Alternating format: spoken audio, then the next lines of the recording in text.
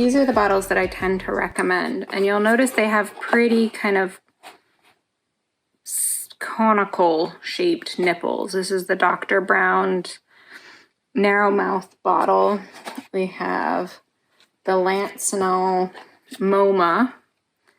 And this, you can see with this one, they're kind of more conical. And what this is doing is it's more of the shape of what a human nipple would look like inside a baby's mouth versus the shape of what a nipple looks like outside of the baby's mouth, which is one of the things you'll notice with some of the other bottles that you see on the market. Babies tend to ending up just sitting on the tip of those bottles, and that's more like drinking out of a straw, which is very, very much the opposite of drinking from a human body. This is one of the other ones, the Evenflo Balance bottle. Wasn't able to get one of those in a single pack. You'll notice that all the bottles that I've shown you so far, except for this Lansinoh one, are all glass. They're all also available in plastic if that's your preference. The glass is great in my book because you know that you're not leaching anything into the baby's milk. This is also this is called the Pigeon. It's very similar. It has the exact same nipple to the Lansinoh bottom, but it's a glass bottom. So one of the things, and then I'm going to show you how I like to feed a baby if you're giving them a bottle. So start by tapping their nose with the bottle, and what you want to see is for them to kind of reach back a little bit and do a bit of a latch on like they would do for a breast or chest tissue.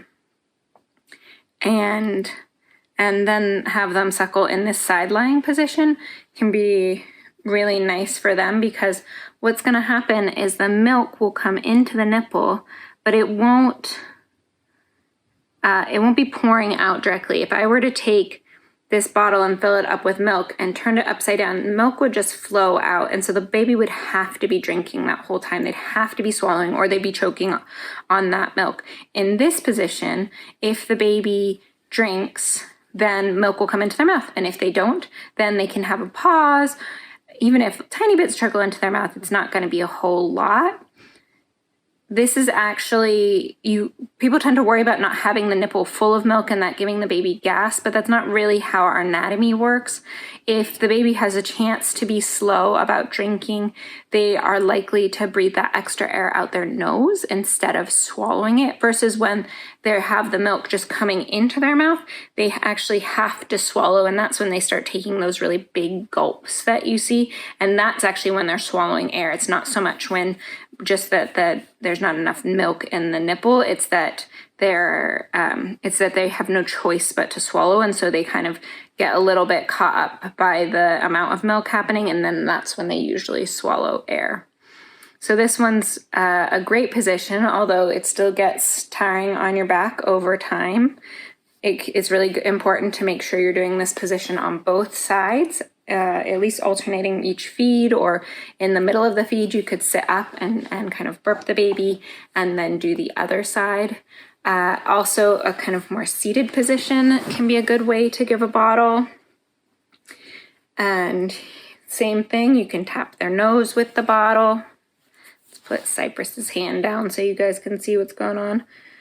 And then if they when they tilt their head back, then you can give them the bottle there. And again, you've got this bottle that's parallel to the floor, so not so much milk is flowing in. You can hold them like this.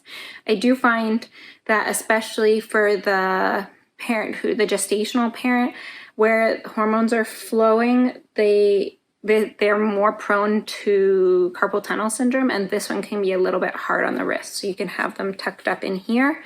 And also you can lean right back with them here and have them on your chest, drinking comfortably here also.